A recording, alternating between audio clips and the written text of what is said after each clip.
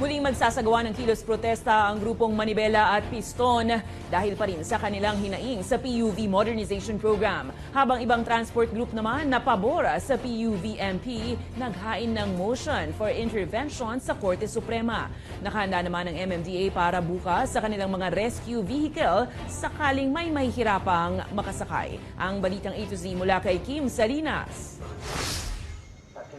Panibagong pagkilos ang ikinakasa ng sanib puwersang grupo ng Manibela at Piston bukas January 16. Pero paglilinaw ng mga grupo, isa itong transport protest at hindi transport strike o tigil pasada. Ang ating gagawing protesta para ipanawagan po yung ating hinaing sa ating Pangulo at sa Korte Suprema. Una nang iginiit ng pamahalaan na simula Pebrero, hindi na makakapamasada ang mga hindi nagpa-consolidate ng prangkisa sa ilalim ng PUV Modernization Program.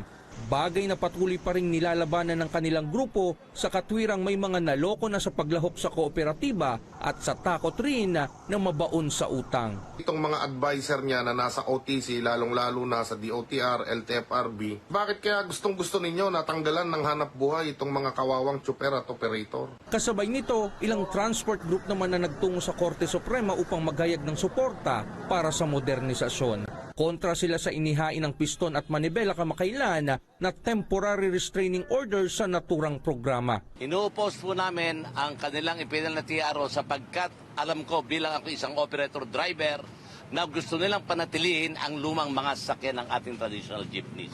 Ang sa amin, gusto naming mabago ito sapagkat tayo na lamang naiiwan sa Asia, tayo na naiiwan sa anin ng transportasyon.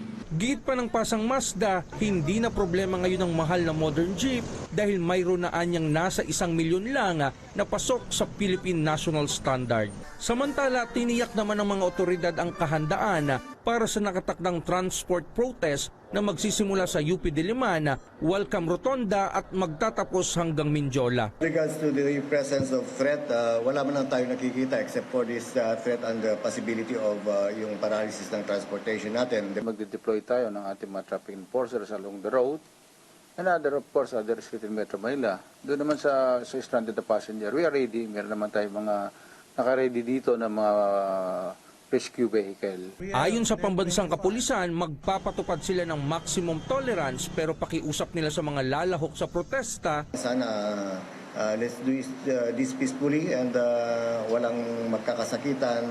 You can freely express your sentiments. Kung ito ay merely expression of their grievances, we will assist them.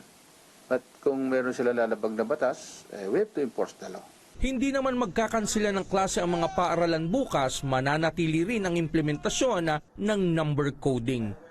Para sa Balitang A to Z, Kim Salinas.